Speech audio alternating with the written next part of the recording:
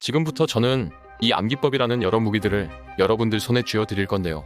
최소 수십 가지는 될 거예요. 안녕하세요, 연수남이에요. 현직 전문의예요. 시험을 잘 보는 데 있어 가장 중요한 게 무엇일까요? 제가 진짜 공부법 편에서 말씀드렸듯 시험에 나올 만한 것을 추출해서 그걸 반복적으로 보는 건데요. 여기서 반복적으로 본다는 것의 진정한 의미는 크게 두 가지가 있습니다. 첫째, 해당 개념을 이해하기 위해서. 둘째, 해당 개념을 암기하기 위해서. 그럼 여기서 한 번 더 깊게 들어가 볼게요.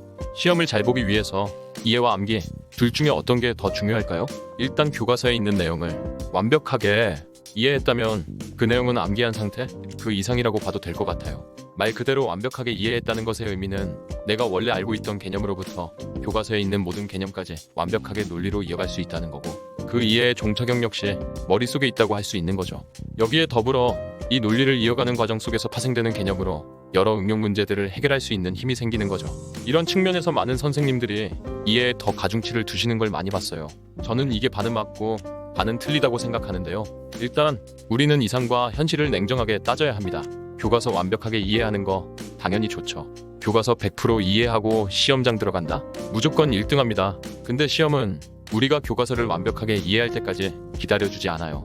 그럼 어떻게 해야 될까요? 이해해야 될 건 이해하고 암기해야 될 건 암기해야 된다는 소리입니다. 이걸 얼마나 전략적으로 분배하느냐가 고득점 유무, 합격의 당락을 결정하는 겁니다. 이 분배법에 대해서는 기출분석법, 공부계획편에서 더 자세히 알려드릴 거예요. 놓치기 싫다면 구독 미리 눌러주고, 오늘은 암기와 이해가 주제니까 여기에 더 초점을 두어 다루어 볼 겁니다. 그래도 조금 맛만 보여드리면 어떤 걸 이해하고 어떤 걸 암기하는지를 택하는 데 있어 고려할 것은 크게 두 가지. 그 개념이 얼마나 단원에서 핵심 줄기를 담당하고 있냐, 그 개념이 기출에서 요구하는 이해의 정도까지 이해하는데 얼마의 시간이 소요되냐인데요. 쉽게 말해서 핵심 줄기가 아닌 단챙이에 속하면서 이걸 이해하고 외우는 시간이 그냥 외우는 시간보다 오래 걸리면 적어도 이 파트는 생으로 외우고 넘어가는 게 이득이라는 소리예요. 이런 식으로 이해해야 되는 거, 암기해야 되는 거 정갈하게 잘 나눴다고 해볼게요. 이 이해해야 되는 부분도 100% 이해라는 관점으로 접근할 거냐? 가성비 관점에서 봤을 때 이것도 아닙니다. 이러한 이해 영역에서도 암기라는 수단이 동반되었을 때 훨씬 빠르게 목적에 다다를 수 있습니다. 이해와 암기는 반대되는 개념이 아니라 서로 연결되어 있는 상호 도움을 주는 관계라는 소리입니다. 이해가 된 건 암기가 쉽고 암기가 된 건 반대로 이해도 쉽다는 뜻이에요. 가령 시험을 위해 하나의 문단을 이해해야 된다고 가정을 해볼게요. 그리고 가정 하나 추가합니다. 이 문단의 난이도는 읽어도 이해가 잘 안 가고 개념 자체도 복잡한 최고의 난이도라고 해봅시다. 여러 번 읽어보아도 이해가 잘 안 가요. 근데 여기서 특정 부분을 완벽히 암기하고 다시 읽어본다고 해봅시다. 이 암기한 부분이 문단의 초반 부분일 수도 있고 후반 부분일 수도 있는데, 신기한 건 앞이건 뒤건 자기 머릿속에 완전히 암기한 부분이 있다면 이게 역으로 그 문단 자체를 이해하는데 엄청난 도움을 준다는 사실입니다.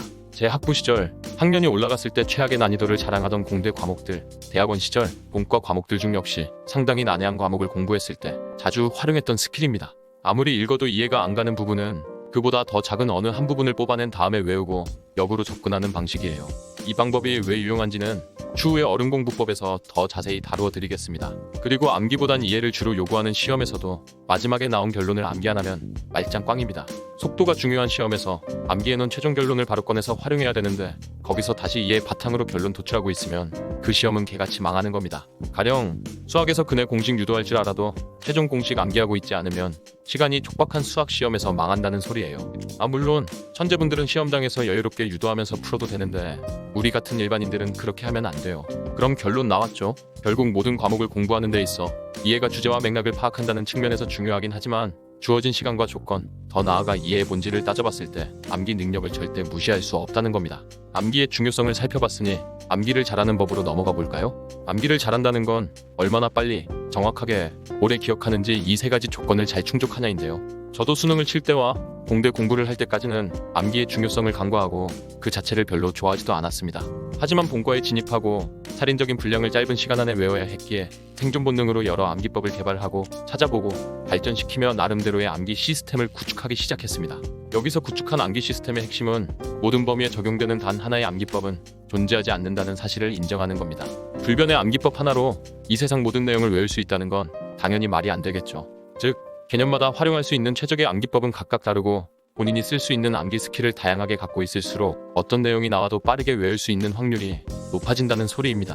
게임으로 비유하면 적의 특성에 따라 바로바로 무기를 바꿔줘야 적도 빨리 없애고 주인공도 살 수 있는데, 다른 종류의 적이 튀어나왔는데 똑같은 무기로 계속 공격하고 있거나 우물쭈물 무기를 바꾸는 시간이 너무 오래 걸리면 그 게임은 이기기 힘들어지는 것과 같은 원리예요. 지금부터 저는 이 암기법이라는 여러 무기들을 여러분들 손에 쥐어 드릴 건데요. 최소 수십 가지는 될 거예요. 여러분들이 앞으로 할 일은 제가 올려드릴 암기법 시리즈의 영상들을 반복해서 보시고 본인의 과목에 바로 하나하나씩 적용해 보는 겁니다. 각각의 암기법이 익숙해질수록 바로바로 무기 바꾸듯 암기법들을 스위치해서 활용할 수 있을 거예요. 스위치가 바꾸다는 뜻이죠. 즉, 개념마다 매칭되는 최적의 암기법을 빠르게 판단하고 선택해서 외울 수 있게 된다는 소리입니다. 오늘부터 재생 목록에 암기법이라는 항목을 추가해서 하나하나 영상을 쌓아갈 테니 이 무기 창고를 적극 활용해 보세요. 앞으로 하나씩 가져갈 준비가 되셨다면 값은 무료니까 대신 구독과 좋아요, 알림 전체 설정 맞춰주세요. 감사합니다. 당당.